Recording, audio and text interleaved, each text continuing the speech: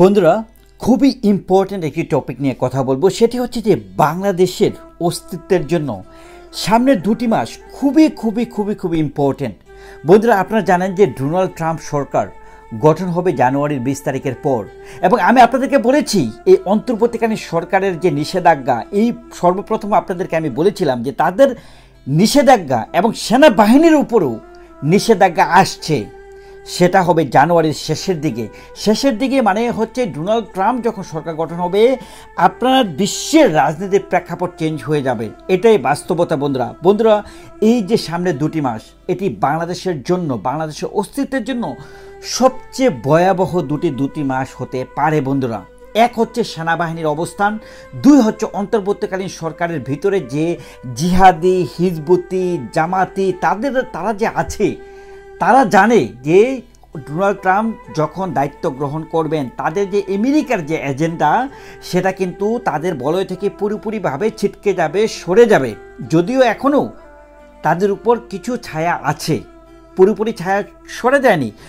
যেমনটা আপনারা দেখছেন যে রাশিয়া নতুন করে আপনার পারমাণবিক যে তাদের যে নিয়মকানুন সেটা পরিবর্তন আনছে, কেন তারাও জানে যে এই সামনের 2 মাসের মধ্যে ডোনাল্ড ট্রাম্প দায়িত্ব নেওয়ার আগ পর্যন্ত ইউক্রেন থেকে আমেরিকার যে ষড়যন্ত্র, সেই ষড়যন্ত্রের বলয়টা রাশিয়ার কাঁধে থাকবে, জোরালোভাবেই থাকবে।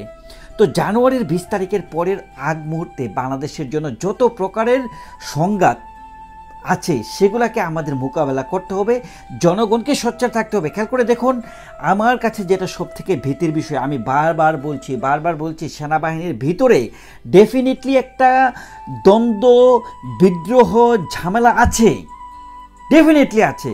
সেনাবাহিনীর ভিতরে যে পার্সেন্টেজটা আপনার জামাতি, হিজবুতি, তারা কি বুঝতে পারছে না? তারা ডেফিনেটলি বুঝতে পারছে যে এই বর্তমান যে অবস্থা 2 মাসের মধ্যে তাদের কিছু একটা করার একটা পায়চারা থাকবে।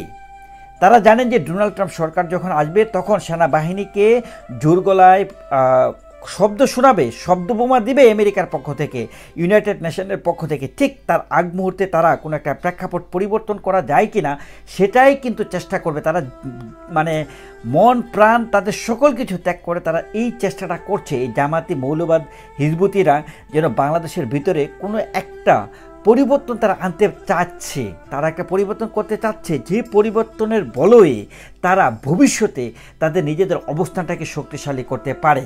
তো বন্ধুরা, যে বিষয়টা এখানে ইম্পর্টেন্ট, বাংলাদেশের ভিতরের যে কুন্দলগুলো আছে, আমরা যে বিষয়গুলো দেখছি, সমন্বয়কারীদের যে অত্যাচার, নির্যাতন, এবং বাংলাদেশের মানুষের প্রত্যেকটা মানুষের মধ্যে একটা যদি এখন নেতিবাচক বিষয়বস্তু দেখেন সেটা হচ্ছে সমন্বয়কারীদের, মাহফুজ আলমদের এই অন্তর্বর্তীকালীন সরকারের মধ্যে, এবং তাদের পক্ষে যে বলয়গুলো আছে সেই বলয়গুলো যেন বাংলাদেশকে গ্রাস করতে না পারে, সেটার জন্য আপনাদের কাছে আমি অনুরোধ করছি সামনের 2 মাস আমাদেরকে শক্তিশালী অবস্থান নিতে হবে, যেন আমরা যে কোনো মূল্যেই হোক এই অন্তর্বর্তীকালীন সরকারকে, তাদের যে বন্ধুরা আছে, বন্ধু যারা আছে তাদেরকে যেভাবেই হোক আমাদেরকে প্রতিহত করতে হবে, আমাদেরকে প্রতিবাদের দৈর্ঘ্য গড়ে তুলতে হবে। তারা যেন কোনো রকমে বাংলাদেশের ভিতরে নস্যাৎ ঘটাতে না পারে, বিদ্রোহ ঘোষণা করতে না পারে, গৃহযুদ্ধের যে ডাক দিচ্ছে মাহফুজ আলমরা, কোনো ধরনের যেন অপ্রীতিকর ঘটনা ঘটাতে না পারে, সেজন্য আমাদেরকে সচেষ্ট থাকতে হবে।